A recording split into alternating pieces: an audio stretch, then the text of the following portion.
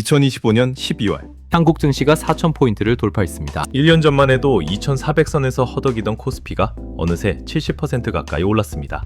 개인 투자자 중에는 수익률 100%를 넘긴 분들도 수두룩합니다. 하지만 여러분, 지금이 가장 위험한 순간일 수도 있습니다. 역사가 우리에게 알려주거든요. 시장이 이렇게 급등한 다음에는 반드시 조정이 온다는 걸 말이죠. 문제는 그 조정이 언제, 어떤 형태로 올지 아무도 모른다는 겁니다. 오늘 이 영상은 여러분의 자산을 지키기 위한 생존 매뉴얼입니다. 2026년 주식시장에서 살아남으려면, 아니 더 나아가 수익을 내려면 반드시 알아야 할 것들을 말씀드리겠습니다. 전문가들의 분석, 세계 경제의 흐름, 그리고 구체적인 투자 전략까지 모두 담았습니다. 끝까지 집중해 주십시오. 여러분의 노후 자금이 걸린 문제입니다. 자, 그렇다면 2025년을 먼저 돌아보겠습니다. 올해 한국 증시가 이렇게 오른 이유는 크게 세 가지였습니다. 첫째, 반도체 업황이 좋아졌습니다. 삼성전자와 SK 하이닉스가 이끌었죠. 둘째, 기업 지배구조 개선이 있었습니다. 밸류업 프로그램이라고 들어보셨죠?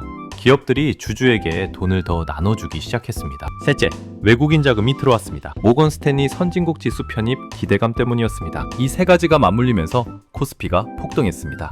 특히 상위 몇 개 종목에 돈이 몰렸어요. 삼성전자, SK 하이닉스, 현대차, 기아. 이 4개 종목만 사신 분들은 올해 최소 50% 이상 수익을 냈습니다. 반면 중소형주에 투자하신 분들은 고생 많으셨습니다. 시장은 올랐는데 내 주식은 그대로거나 오히려 빠진 경우가 많았거든요. 이게 바로 K자형 장세입니다. 대형주는 천국, 중소형주는 지옥. 2025년 한국 증시의 특징이었습니다. 그런데 여러분, 2026년에도 이런 흐름이 계속될까요? 전문가들의 의견은 조금 갈립니다. 하지만 대부분은 이렇게 말합니다. 상반기까지는 괜찮다. 하지만 하반기는 조심해야 한다. 왜 그럴까요? 지금부터 5가지 핵심 변화를 말씀드리겠습니다. 이걸 모르고 투자하면 큰일 납니다. 첫 번째 변화, 미국 금리입니다. 2025년 미국은 금리를 2번 내렸습니다. 9월에 한 번, 12월에 한 번. 기준금리가 5.5%에서 4.5%로 내려왔죠. 그런데 문제가 있습니다. 단기금리는 내렸는데 장기금리는 안 내려갔어요. 미국 10년 만기 국채금리를 보십시오. 2025년 초에 4.5%였습니다. 지금은 4.7%예요. 오히려 올랐습니다. 왜 이런 일이 벌어진 걸까요? 시장이 인플레이션을 걱정하기 때문입니다. 트럼프 대통령이 관세 폭탄을 예고했거든요. 중국산 제품에 60% 관세를 매기겠다고 했습니다. 이게 현실화되면 미국 물가가 다시 오를 수밖에 없습니다. 그러면 연준이 금리를 다시 올려야 하는 거죠. 여기서 더 무서운 건 장기 국채 시장입니다. 미국 정부가 빚을 계속 늘리고 있거든요. 2025년 미국 국가 부채가 36조 달러를 넘었습니다. 우리 돈으로 5경입니다. 상상이 되십니까? 이 빚의 이자만 1년에 1조 달러가 넘습니다. 문제는 이 빚을 계속 갚아야 한다는 겁니다. 새로운 국채를 발행해서 말이죠. 그런데 누가 사주느냐? 장기 국채를 말입니다. 투자자들이 불안해하는 겁니다. 30년 동안 미국 정부가 멀쩡할까? 인플레이션은 안 올까? 이런 걱정 때문에 장기 금리가 안 내려가는 겁니다. 실제로 메타가 최근에 회사채를 발행했습니다. 24년짜리였어요. 금리가 얼마였는지 아십니까? 6.58%입니다. 미국 국채보다 2배 가까이 높은 금리를 준다는 겁니다. 그만큼 위험하다고 시장이 평가하는 거죠. 오픈 AI는 더 심합니다. 5년짜리 회사채를 10.5% 금리로 찍었어요. 이게 무슨 의미냐면 AI 투자가 정말 대박이 나거나 아니면 망하거나 둘 중 하나라는 겁니다. 중간은 없습니다. 여러분, 2026년에 가장 중요한 건 금리입니다. 주식이 오르느냐 내리느냐가 아니라 미국 금리가 어떻게 되느냐, 특히 장기 금리 말입니다. 매일 아침 확인하십시오. 미국 10년 만기 국채 금리가 5%를 넘어가면 경고등이 켜지는 겁니다. 그때는 주식 비중을 줄여야 합니다. 두 번째 변화, 인공지능 투자 거품입니다. 2025년은 AI의 해였습니다. 오픈 AI, 구글, 메타, 아마존, 이 회사들이 AI에 어마어마한 돈을 쏟아부었거든요. 도대체 얼마나 썼을까요? 오픈 AI는 스타게이트 프로젝트에 500억 달러를 투자한다고 발표했습니다. 우리 돈 70조 원입니다. 메타는 올해만 65억 달러를 썼어요. 구글도 비슷합니다. 아마존은 100억 달러를 투자했습니다. 이게 다 뭐 하는데 쓰는 돈이냐면 데이터 센터 짓고 엔비디아 칩 사고 전기료 내는 겁니다. AI가 학습하려면 어마어마한 전력이 필요하거든요. 한 개 모델 학습하는데 전기료만 수백만 달러씩 듭니다. 그런데 여기서 질문이 생깁니다. 이 투자가 언제 돈이 될까? 전문가들 계산에 따르면 챗 GPT가 흑자를 내려면 사용자 1인당 매월 50달러씩 내야 한답니다. 우리 돈으로 7만 원입니다. 지금 여러분, 챗 GPT에 한 달에 7만 원씩 내고 계십니까? 안 내고 있죠? 대부분 무료로 씁니다. 유료 사용자가 좀 있긴 한데 월 20달러예요. 이걸로는 적자입니다. 그러면 이 회사들이 언제까지 돈을 쏟아부을 수 있을까요? 여기서 문제가 나옵니다. 이 회사들도 빚을 내서 투자하고 있거든요. 아까 말씀드린 것처럼 높은 금리로 말입니다. 메타는 6%, 오픈 AI는 10%. 이 이자를 감당하려면 수익이 나와야 합니다. 빠르게 말이죠. 월가의 한 애널리스트가 이렇게 말했습니다. AI 투자는 2000년대 닷컴 버블과 비슷하다. 대부분의 회사는 망할 것이다. 살아남는 회사만 큰 돈을 벌 것이다. 맞는 말입니다. 인터넷이 처음 나왔을 때도 수백 개 회사가 생겼습니다. 지금 살아남은 회사가 몇 개죠? 아마존, 구글, 이베이 정도입니다. 나머지는 다 사라졌어요. AI도 마찬가지일 겁니다. 지금 투자하고 있는 수십 개 회사 중에서 살아남는 곳은 서너 개일 겁니다. 문제는 어느 회사가 살아남을지 아무도 모른다는 거죠. 여러분이 만약 AI 관련 주식에 투자하고 계시다면 조심하십시오. 엔비디아처럼 장비 파는 회사는 괜찮습니다. 누가 이기든 장비는 팔리니까요. 하지만 AI 서비스 회사는 위험합니다. 2026년 후반이나 2027년쯤 되면 구조조정이 시작될 겁니다. 그때 주가가 폭락할 수 있어요. 세 번째 변화, 반도체 슈퍼사이클의 끝입니다. 2025년 한국 증시를 이끈 건 반도체였습니다. 삼성전자와 SK하이닉스 덕분에 코스피가 올랐거든요. 특히 SK하이닉스는 1년 만에 150% 올랐습니다. 왜 이렇게 올랐을까요? HBM 때문입니다. 고대 역폭 메모리라고 하죠. AI 칩에 들어가는 고성능 메모리예요. 엔비디아가 HBM을 엄청나게 사갔습니다. SK하이닉스가 독점 공급했거든요. 덕분에 SK하이닉스 영업이익이 4분기에 7조 원을 넘었습니다. 역대 최대 실적이었어요. 주가가 안 오를 수가 없었죠. 그런데 2026년에도 이 흐름이 계속될까요? 전문가들은 상반기까지는 괜찮다고 봅니다. AI 투자가 계속되니까요. 하지만 하반기부터는 불확실합니다. 이유는 간단합니다. 공급이 늘어나거든요. 삼성전자도 HBM 양산을 시작했습니다. SK하이닉스 독점 체제가 무너지는 겁니다. 경쟁이 심해지면 가격이 내려갑니다. 마진이 줄어들죠. 더 큰 문제는 수요입니다. AI 투자가 언제까지 계속될까요?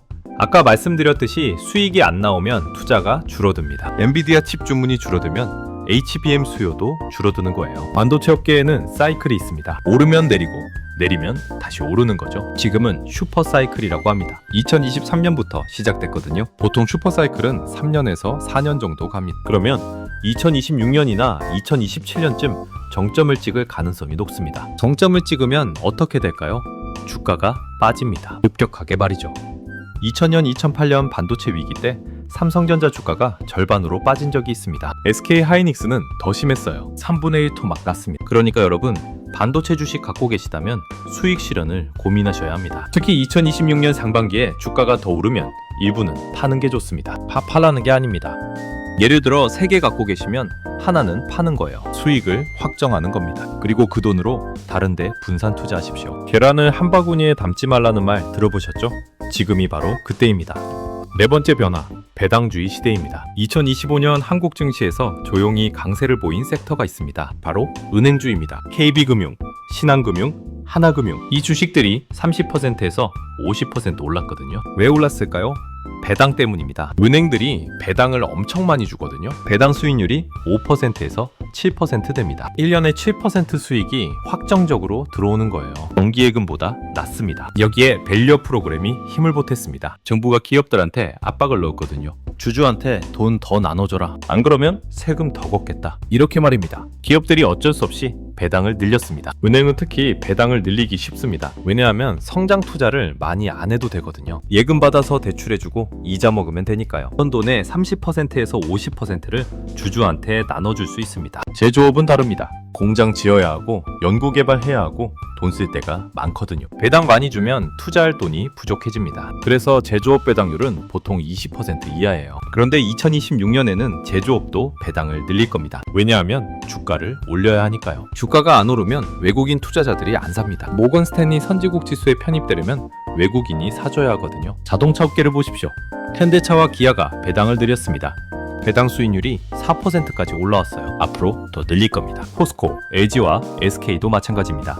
여러분, 배당주에 주목하십시오. 2026년 투자 전략의 핵심입니다. 특히 금리가 내려가는 시기에는 배당주가 강합니다. 은행 이자가 3%인데 주식 배당이 5%면 당연히 주식을 사겠죠. 배당주 고르는 기준은 3가지입니다. 첫째, 배당 수익률이 4% 이상. 둘째, 매년 배당을 늘려온 회사. 셋째, 부채가 적고 현금이 많은 회사. 이 3가지 조건을 만족하는 주식을 찾으십시오. 구체적으로 어떤 종목이 있을까요? 은행은 아까 말씀드렸고요. 통신주도 좋습니다. KT, SK텔레콤 이 회사들도 배당 많이 줍니다. 유틸리티 기업도 괜찮아요. 한국전력, 한국가스공사 배당이 안정적입니다. 다섯 번째 변화, B2의 위험입니다. 2025년 증시가 급등하면서 많은 분들이 빚을 내서 주식을 샀습니다. 신용융자라고 하죠. 증권사에서 돈을 빌려서 투자하는 겁니다. 통계를 보십시오. 2025년 말 기준 신용융자 잔고가 25조 원입니다. 작년보다 2배 늘었어요. 개인 투자자 10명 중 3명이 빚을 내서 주식을 하고 있다는 뜻입니다. 문제는 이 빚의 이자입니다. 신용융자 금리가 연 7%에서 9%예요. 은행 대출보다 비쌉니다. 1억을 빌리면 1년의 이자가 700만 원에서 900만 원입니다. 한 달에 60만 원에서 75만 원씩 내야 하는 거예요. 주가가 오르면 상관없습니다. 수익이 이자보다 많으니까요. 하지만 주가가 빠지면 어떻게 될까요? 손실이 나는데 이자는 계속 내야 합니다. 여기서 더 무서운 게 있습니다. 안대매매입니다. 신용융자로 주식을 사면 담보 비율이 있습니다. 보통 140%예요. 1억을 빌려서 주식을 샀는데 주가가 빠져서 주식 가치가 7천만 원이 되면 어떻게 될까요? 담보 비율이 140% 밑으로 떨어집니다. 그러면 증권사가 자동으로 주식을 팝니다. 여러분, 의사와 상관없이 말이죠. 이게 반대 매매입니다. 손실이 확정되는 겁니다. 회복할 기회조차 없어요. 2000년, 2008년, 2020년 폭락장 때 이런 일이 무수히 많았습니다. 50대 직장인 박 과장님 이야기입니다. 2025년 초에 반도체 주식을 샀어요. 3천만 원어치. 여기에 신용융자로 3천만 원을 더 빌렸습니다. 총 6천만 원어치를 산 거죠. 상반기에는 좋았습니다. 주가가 50% 올랐거든요. 6천만 원이 9천만 원이 됐습니다. 박 과장님은 신이 났습니다. 역시 빚내서 투자하는 게 맞아. 이렇게 생각했죠. 하지만 10월에 조정이 왔습니다. 주가가 20% 빠졌어요. 9천만 원이 7,200만 원이 됐습니다. 담보 비율이 위험해졌죠. 증권사에서 전화가 왔습니다.